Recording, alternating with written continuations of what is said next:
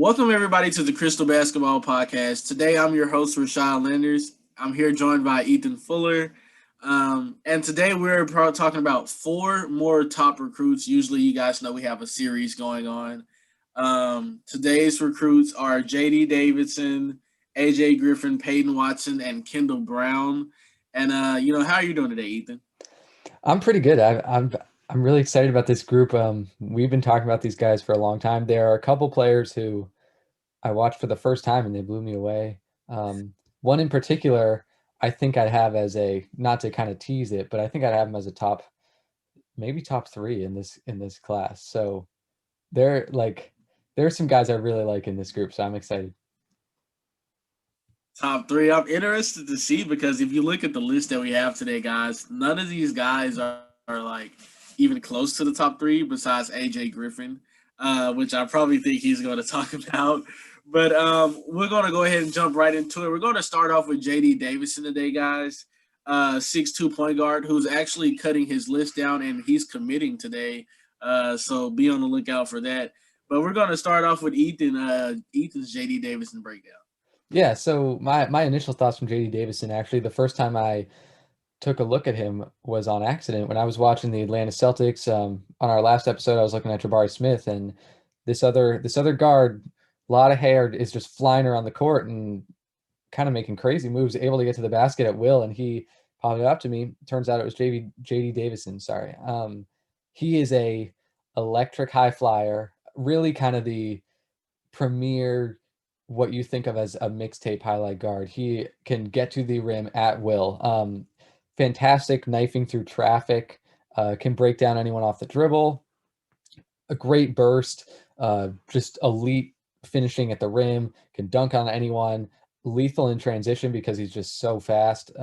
And that really is kind of what sets the tone for JD Davison in that mold. Obviously, it's lazy and probably pretty easy to compare him to a De'Aaron Fox or a Russell Westbrook. He's not the same as them, but he is that kind of like plays at 100 miles an hour all the time whenever he's on the court. He's got some potential with his jump shot. The games that I watched didn't seem like it was something he went to a whole lot. He has the ability to hit shots from almost, I'd say, all three levels at times. Just he for him, he needs to kind of seek it out more. Looks like he's too easy for him to just look towards the rim, look to drive. But yeah, Davison obviously is a highlight reel player. And again, get him in transition, get him with a finisher, and he's going to be tough to stop for sure. And yeah, to highlight on what you said, JD Davison, what the thing about his jump shot is, we've seen the proven ability of the jump shot because of his athleticism. His natural athleticism allows him to get height on his jump shot. So a lot of times, the shot I mainly see him take is a mid-range fadeaway, where it's kind of a bounce dribble into the fadeaway, leaning out of bounds, which Mhm. is a very tough shot. But he hits it a lot, and when it comes to the threes, I don't see a lot of threes from him, but his jump shot will make it like flat line because of how high he jumps. So I think his whole game, would you say that it revolves around his athleticism? I'd say right now, yeah, and that not isn't necessarily a super bad thing right now, just because at his level he's able to use it to his advantage a lot, and he's a solid, I would say, slightly above average playmaker. Like he's able to drive and kick out to an open teammate. It's not a skill that he goes to all the time again. I think ultimately for Davison, it's can you get away from just using your athleticism to score? And can you use it to make plays? Can you use it to create a shot on the perimeter? And I think that's where his kind of next step is taking the obvious athleticism that he possesses and using it to play more of a well-rounded game on offense. Yeah, and did you spot any weaknesses when following JD Davidson? I there was something that stood out to me as a glaring weakness, although I know that there was something that you wanted to mention that I think is pretty interesting. But what I noticed is kind of what I've said, that he just looks to drive way too much. He's more of a kind of he's not really a facilitating point guard. He's more of an attacking point guard, which again, not the worst thing in the world, but I'd like to see him kind of run an offense a little bit more than just kind of get the ball and drive inside. Maybe be a little bit more unpredictable in that sense. I don't think he's that actually bad of a defender. He's solid team defender. He rebounds fairly well for his position. Just maybe trying to make more plays on defense, using that athleticism to anticipate a pass and get a steal, push the ball in transition where he's so good. I think those are two spots where he's got to get better. Yeah. So what have you noticed? Okay, so there's one of the most predictable things ever that I noticed in JD Davidson's game. And whenever there's a pick and roll play that his coach designs, whether it's grassroots or high school, he actually gives the play away, but I don't think players notice it because they don't pay attention enough. Mhm. Whenever there's a pick and roll offensive setting, he kind of does this thing where he dribbles with one hand and he bounces to the front, to pass half court. He bounces past half court, and then he goes through the pick and roll. Every time there has been a pick and roll play drawed up from an out of bounds timeout, he always does that bounce, and then it's crossover until the pick and roll, and then he decides from there. So basically, if when you get to like another level and scouting reports come out, that's going to be in the scouting report. I mean, that's giving away a whole play right there to where a whole offense can break down because the play we are about to run, now we just got to improvise, which it works in basketball, but you're kind of taking a guaranteed bucket away from your team most of the time. Yeah, I think that is such a great insight, and that's not something I noticed. So a really good observation because if you kind of are able to pick that out as a defense and it's such an obvious tell as something that you've said that when Davison kind of does that bounce and then hits the pick and roll, you kind of know where he's going to be. Um, then that kind of breaks it down because Davison, as we both said, he's a decent playmaker, but he doesn't have the best improvisation skills right now, and that'll get better with time, obviously. But he's not at the point where if he has a tell like this, he can make it work for himself. And so I think that's a great thing you brought up that he has to either be a little bit more creative with how he enters a pick and roll, or show that he can make plays happen when a pick and roll breaks down. And I think either or obviously preferably both of those two things would really kind of help him be more diverse on offense.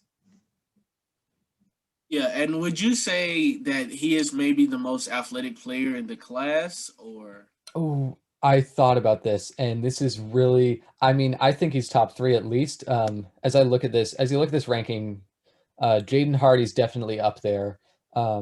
Guys we've talked about, Jaden Hardy, Mike Foster are definitely extremely athletic. Um, Another guy who we're going to get to is Kendall Brown. Um, I think also has a case for most athletic or most bounce in the class. But Davidson absolutely is near the top, and if you put him at the top, I wouldn't have a problem with that at all. It's just so apparent that he plays above the rim so much. Yeah, it's rare that we've seen a guard like this in a while. I'd probably say the last guard we've seen like this is Jalen LeCue, who's about the same height as JD Davison. So it's ironic that those 6'2" or 6'4" guards. A lot of times nowadays, you're either a pure scorer or you're just freakishly athletic, and somehow you make it to the NBA off of your athleticism. But yeah, any more on JD Davison? I think, I guess to kind of go this route because we know he's committing. We're recording this episode around noon Eastern time. Eastern time. He's committing at 5 Eastern time, um, 4 Central time. If I have time zones right, I've messed that up before. But Davison, obviously, like his commitment is today. I think it's a great time then to break down where we think he might go. He has a top six. Those are Alabama, Auburn, Memphis, Kansas, LSU, and Michigan. All great schools that I think on paper would kind of make sense in a different way. Um, but I guess I'd lead it to you first as kind of the expert on different type of school fits with recruits. Where do you see Davison making his decision in about 5 hours from now? Well, I'm gonna have to go with Alabama. You're looking at a team that's preseason SEC #1 this year, I believe, coming into this current basketball season. And if they play well, and like the ranked team that they're projected to be, have a good tournament run. If JD Davidson is looking at that kind of things, and with a team that's possibly could return a lot of people, I think he goes to Bama. Nate Oates is a great coach in recruiting. We saw what he did at Buffalo. But I wouldn't count the other Alabama schools out. Auburn, Memphis is on a hot streak right now. LSU has Will Wade. We've seen what he does, Mhm.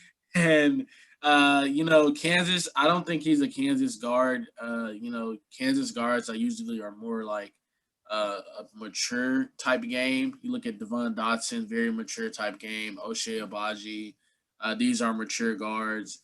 So I'm going to roll with Bama. What about you? I am also going to go with Bama, I think, just because one is from Alabama. Obviously, that's going to be a plus for Alabama and Auburn. But also, yeah, he just fits kind of what the big recruit names have been from Alabama recently. Colin Sexton is a great example. Kira Lewis, even a guy like John Petty. He's just kind of an athletic guard who's able to blow by you, break you down off the dribble. Maybe not the most skilled incoming freshman, which was the case with Sexton, but is very similar in that way that he's kind of uses a combination of speed and great finishing ability to make plays happen. Auburn obviously has really come a long way in their recruiting game. They obviously just got Sharif Cooper. He's coming into that class, and I'm assuming he'll be one and done, so he'll be gone by the time Davison would potentially step in.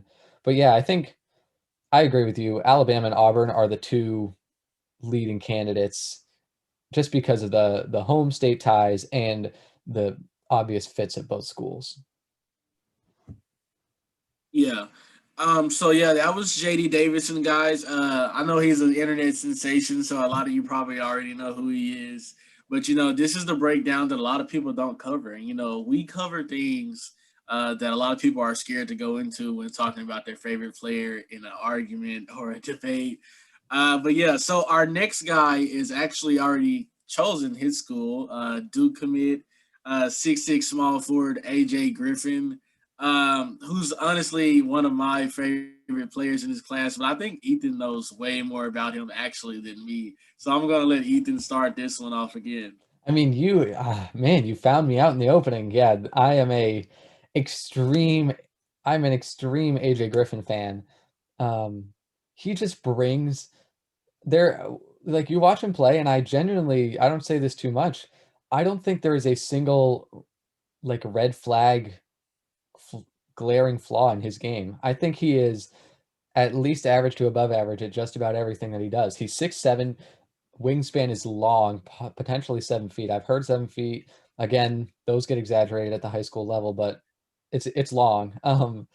And he's a great ball handler for his size. He was kind of the secondary. I watched a lot more of him at Stepanak, um, partially because they're a great program, partially because they had their center Malcolm Chimezi committed to BU, which is that's a big get for BU, by the way. That's a mid-major program. But anyway, so I was watching them, but obviously I was keeping an eye on Griffin.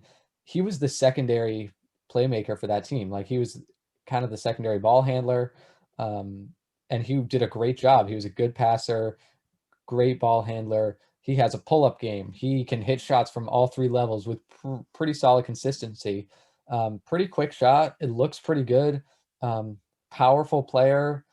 I wouldn't say he relies on his power and weaponizes it like JD Davison does, for example, but definitely a power finisher. Um, Great shot blocker on defense, pretty solid team defender, and there's a lot of potential there just with his size. He's already 210, 215. And when we talk about these kind of 6'7", 6'8" wings, a lot of them you're going to see are undersized and skinny. Griffin is fairly well built already, and he's going to be a high school senior. And so there's just he has such a solid foundation where he is right now, and there still is so much room for him to grow that, yeah, I think I'd put him. It's tough. It's really close. I would put him, I know he's like 7-ish in most rankings. I'd probably put him 3 or 4. So this is the guy that we were talking about that belongs in the top three. Yeah. And you knew, which is fair to you. I think I hyped him up off air. But I'm all in on this guy. I think he's such an NBA type of player. He's a player that an NBA or a college is going to want. And we'll go into his fit at Duke, but like it's so easy to see how he can succeed at any level that he plays at. Yeah, and like Ethan was saying, he knows I'm very big on this with Mhm. body types and all that type of stuff. Like I always say, I usually lean towards the 6'8" to 6'10" versatile guys. But honestly, man, it's so hard not to pass up on AJ Griffin. NBA level type body is just what automatically stands out at you already in high school. Like Ethan said, 6'7", around the 215 range. And the wingspan that only helps because that's a multi-position defender, which we already see in high school. He can pretty much guard, what's considered 1 through 5 in high school, because in high school you usually play centers around 6'8", unless you're in a prep battle.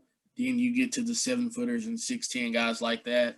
But AJ Griffin, extreme athleticism, and like Ethan was saying, even though he has the body type, he just doesn't lean towards it in his game. So he doesn't abuse his power, which we know he could. And, I like that a lot. But an underrated aspect of his game is he wants to win. And you don't see that in a lot of kids nowadays. He's a winner.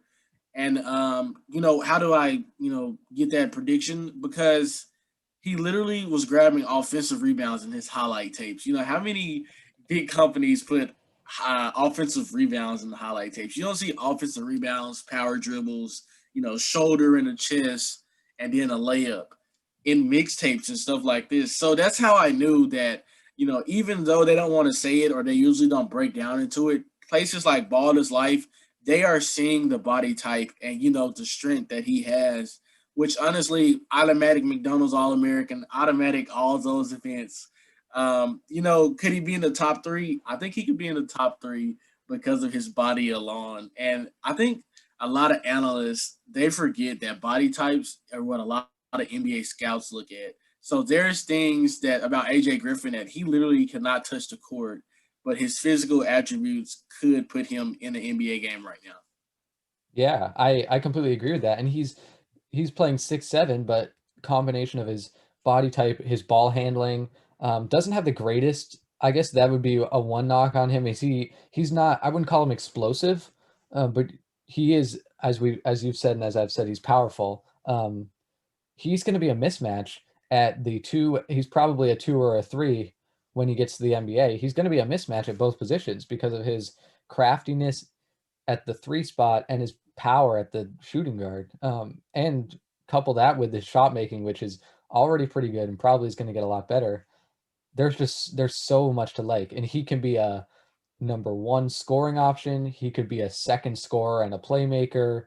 Um, going to be a solid defender. Don't have to worry too much about that end. It's just the combination of his high floor and honestly equally high ceiling. There's just so much to like about him. Yeah. If you can't tell yet, I really like him. So when it comes to him fitting in at Duke, it's a hard year. You look at Duke and everybody they have right now, and their front court is kind of getting stacked because guys who honestly I wouldn't say they didn't play up to their expectations, but I think it was kind of a welcoming to the college game when you look at guys like Matthew Hurd and Wendell Moore, who we saw, thrive in high school. We didn't expect them to be going to college for 2 years. Duke has a lot going on right now. In the front court, I'd say 3 through 5, but guards they actually need guards maybe after this year. But AJ Griffin, of course, he's going to play. Maybe we could see him at that 2 spot, but mainly the 3 or in that area in college, most likely. Um, I think we have Paolo Banchero, who's also committed to Duke in his class. I think he could start at the 3 if he goes, and I think that's what he saw. With the potential of Wendell Moore. I don't know if he goes leaves to the NBA after this year either. I honestly didn't see Wendell Moore going to college more than 1 year, but after watching his first year, it's kind of picky. So I'd say AJ Griffin starts maybe at the 3 at Duke. What do you think? Yeah, I think he's a 3, and as you said, Wendell Moore had a rough introduction to college basketball. I would guess he's probably still going to at least try to go after this year as long as everything goes well and he makes improvements. But yeah, it's going to be a little bit crowded in the front court area because you mentioned Benchero. Pat Baldwin is someone we've predicted, and a lot of people have, will also be at Duke. So potentially that's your 3-4-5 with Griffin, Benchero, and Baldwin. Obviously, it's a fantastic 3-4-5. It's probably one of the best 3-4-5 rotations that you could have in a recruiting class, but it's going to be interesting. I think Pat Baldwin, assuming that he goes to Duke, is probably your top scoring option. Griffin is close behind him as like a 1B and a passer and a playmaker. I guess that's how I would see it filtering out. But I mean, there still is, depending on how this high school season goes. Obviously, there's so much that's a wild card, but maybe Griffin asserts himself as an alpha scorer. Maybe Pat Baldwin, I don't know why he would, but maybe he struggles and then they kind of learn to share the load together. It's going to be interesting, but Griffin definitely is going to have a big role at Duke wherever he's slotting in. Yeah, and with those three guys potentially coming in, we're honestly going to see them start, in my opinion. But there's a couple of guys at Duke that I don't know if they leave after this year. Matthew Hurt again, I don't know if he Mhm. leaves. Henry Coleman is there. Mark Williams, I think Mark Williams may leave though, just because of his potentials as a 7 footer and wingspan. We look at stuff like that, physical attributes for the NBA. But I think those three guys they come in whether they get Pat Baldwin or not. I think Paolo and AJ Griffin they go in and start maybe at the 3 and 4. That's my prediction for those two guys. Yeah, I think that makes a lot of sense. I'd probably be with you. And you think like that team could be so good depending on who goes and who stays, and at the guard positions too. Like you have it's DJ Stewart and Jeremy Roach are the two guards they have. I believe I might be missing someone, but imagine one of them for whatever reason doesn't take that jump to the NBA and stays. All of a sudden, that is a stacked team. Yeah, and I think it'll be very hard for that to happen though, because the ball is going to be in their hands so much because Duke doesn't really have any other guards besides Jordan Goldwire, who's been there a long time, and he's more of a role player guard, which you don't see a lot in college. But I think the ball is going to be in their hands so much that they're just going to have no choice but to thrive. They might turn into volume shooters a little bit, which may help them get to the NBA. But honestly, I don't see them staying. But if they do stay, man, Duke, if they don't win it all the next year, it's going to be kind of hard on Coach K because this is probably one of the talented teams we've ever seen. Yeah, it's going to be fun to watch and scary for a lot of other teams for sure. Yeah. So, any other things on AJ Griffin or anything that we missed? I think that covers it. Just if you're going to pick a sleeper number one overall pick 2 or 3 years from now, I would watch this guy for sure. See, this is how big Ethan is, guys. He went from top three player in the class to number one pick. Well, I mean like I don't know if I wouldn't go with him as number one pick. Just like if he was there, I wouldn't be surprised. And you heard it here first. So that's it for AJ Griffin, guys. We're gonna jump into another interesting prospect in the class. A 6'7". They have him listed as a small forward, but I believe he's a shooting guard. We're talking about Kendall T. Brown, who's a Baylor commit. And I guess I'll start off with Kendall. I know a little bit more. My cousin, for you guys who don't know, he attended Sunrise Christian. He got to see a lot of the guys there, play with them. Of course, he played for the prep school, and he's at Georgia State now. And he told me, he said, Kendall T. Brown, I didn't know him at the time. He said, bro, I'm trying to tell you, he's a top 5 kid. And I said, Wow. let me see what you're talking about. And I go and watch him, and this is what he's number one at in the class, the number one off ball person in the class. And he doesn't even shoot off ball. It's, back cuts, screen into drops, drop screens, flip screens, off ball screens, curl movement from the baseline into a dunk. Um, Freakish athleticism as well. I think that's an underrated aspect of his game. Just because he's 6'7", people, he doesn't have to do so much to dunk. But if you see his dunks, he actually dunks with power. When it comes to the jump shot, it's kind of weird. It's all in one smooth motion, so I can't really be mad. But it's something that he doesn't lean to a lot. But he can make open shots, and I've seen the ability. So, Ethan, what do you see in this game? I think you nailed it. To start with off the ball, and also I would just add, I know I mentioned his name quickly earlier. His bounce is ridiculous. Like I watched a couple games, a couple highlight reels. He gets his head to the rim on every dunk that he throws down. It's unbelievable. And you mentioned off the ball, he's really hard to stop. He's got great speed, great explosiveness, great awareness of when to cut off the ball. And obviously his finishing ability is insane. And so he's really, really hard to stop in that area. He also, let me pull up his notes. He's great in transition, and I think he could be even better because his handle is a little rough at times. Seems like he's trying to do too much and just doesn't have the coordination down yet. But you can tell he wants to push it in transition, and if he could do that with a better handle, I think he'd be almost unstoppable on the fast break. He's 6'7" ish, 6'8" maybe. Um, Again, pretty long. I think he's got to, like a lot of guys in this class, he's got to put on some more weight and muscle. He's only 24/7 has him as only 180 pounds.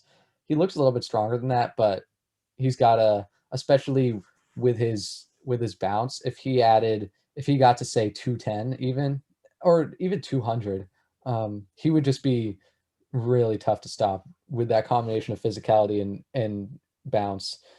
Shot is okay, and he can make shots from all levels. Is I guess this is similar to what I said with Davidson. It just doesn't look like he has a consistent pull-up game. You see a lot of his three-point shots he's knocking down. They look good, but a lot of them are spot ups, not too much off the dribble. He's a pretty good playmaker, I would also say. Um, when he's driving the lane, he's not afraid to kind of slow it down and then hit an outlet pass or thread the needle to someone else cutting. I'd say he's an underrated playmaker, and yeah, just a fantastic, fantastic cutter. If his shot comes around, he is such he's almost like the perfect off-ball weapon with the way that he's able to time his cuts. And if he could make some shots from the perimeter a little bit more, I don't know how you stop that. He's pretty fast, and he's just gonna dissect you because he can know exactly what you want to do and then just do the other thing. Yeah. Kendall Brown, I hadn't seen a whole ton of before this episode, and I was really blown away by the potential that he has. Yeah, and I think he goes into that conversation of what we were talking about either last episode or the episode before. I think one of those guys who's going to make a great role player in the future, but can potentially turn into, Clay Thompson esque with a little bit of athleticism if he improves his jump shot. So, an off ball guy who doesn't take very many dribbles, but takes effective dribbles. I think he can turn into that. He's kind of like in comparison with Caleb Houston right now, except he doesn't have the shot, but Caleb Houston doesn't have, the athleticism that he has. So they both like have the same type game, but they play it in two different ways. One's a shooter, one's more of a get to the rim guy. And speaking of Caleb Houston, for those of you who don't know, he announces his school, I think October the 7th. So that's a couple days or 4 days from now. I So did not know that. Wow. it's a lot of recruiting going on right now, especially in the last couple of months. This is probably the first time we've seen classes, go ahead and commit. Will these guys stay committed? Who knows? But back to Kendall Brown. I think he's going to make a great role player in the NBA. I think he tries to do more than a role in college to get to the NBA. But when he eventually gets to the NBA, I think they play him as a, maybe a you can't say 3 and D wing, but it's going to be a something in D wing because playing at Sunrise, it's a system over there. But the system preaches defense first, and that's why they were able. If Geico Nationals happened this year, they were going to be in it. And Sunrise didn't lose, I don't think, at all this year, or they didn't lose very many games. But the system they have on defense, it's a man to man, but it's a strong man to man where everybody helps each other. So that's how I know that he knows how to play in the system. And he's willing to play in it.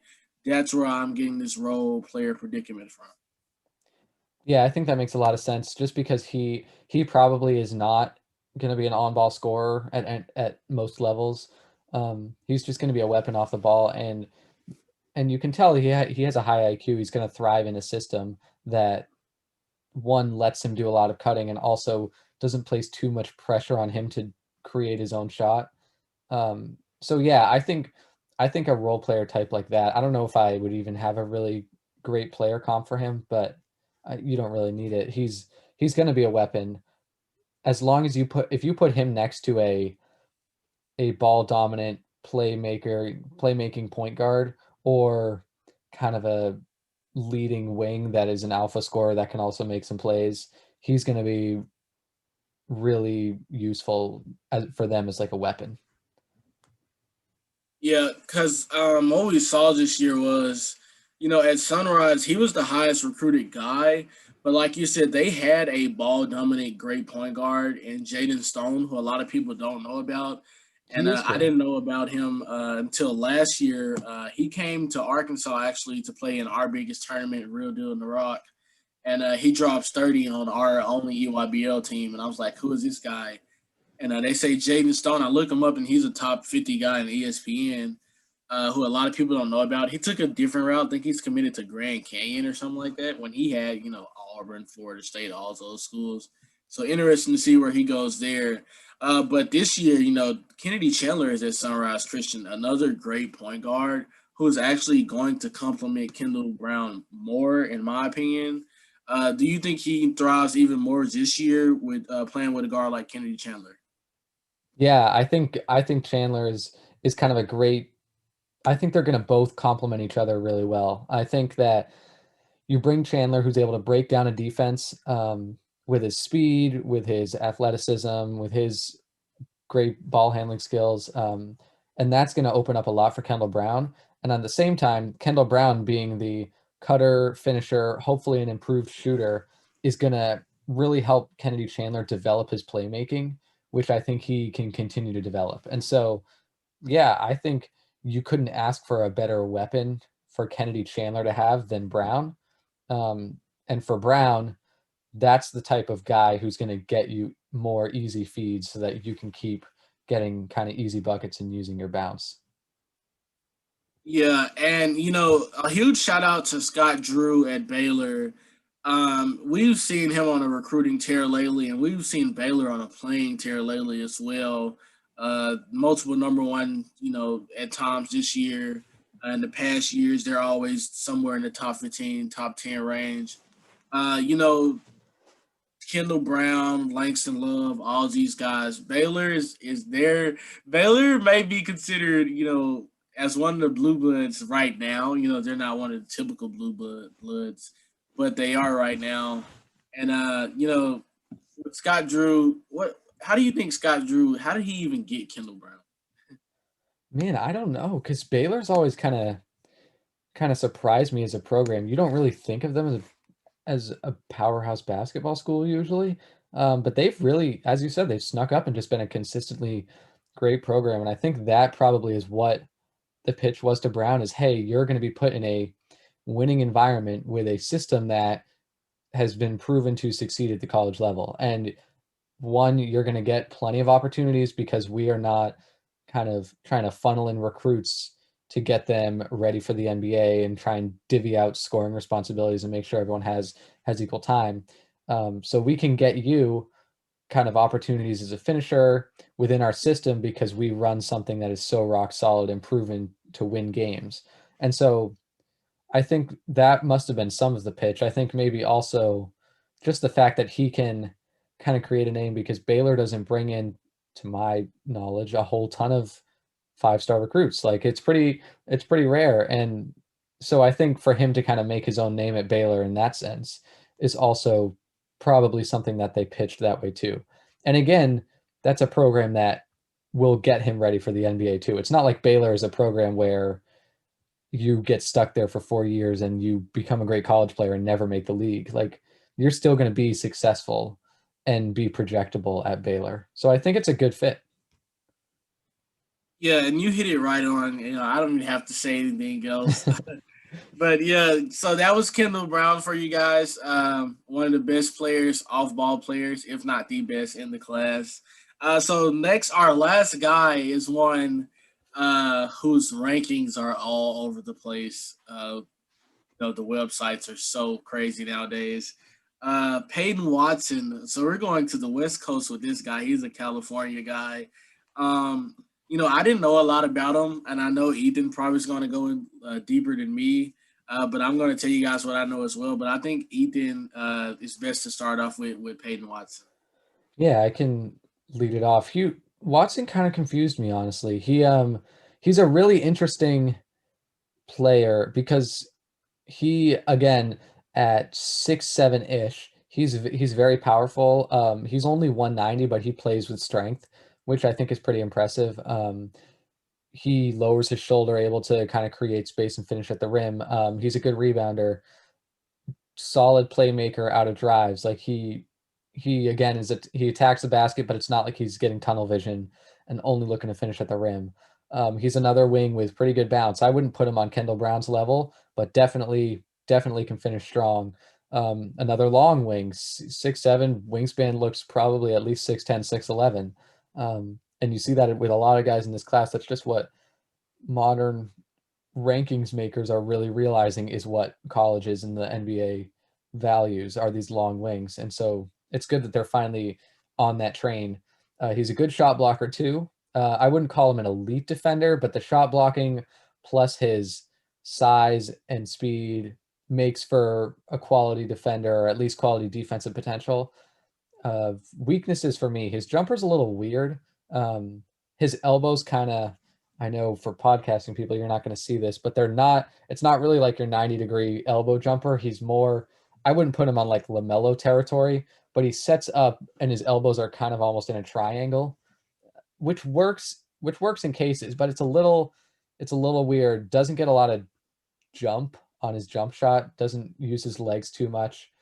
And so that has me a little bit worried about how that's going to translate to the next level when you have defenders that are going to be doing a better job on him. But yeah, I wouldn't say I'm hyped about Peyton Watson in the way I am about AJ Griffin and Kendall Brown, but there's definitely a lot to like because he uses strength even though he's undersized. Like there's potential if he keeps growing that he can be a tough mismatch.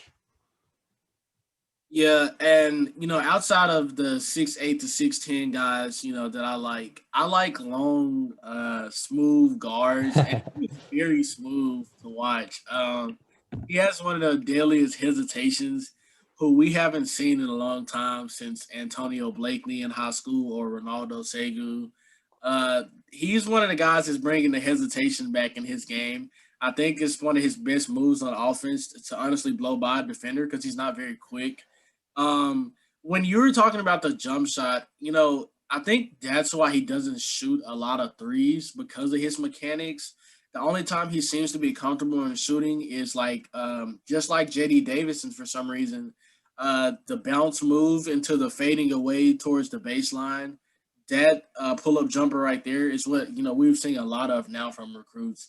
But that was his most comfortable shot.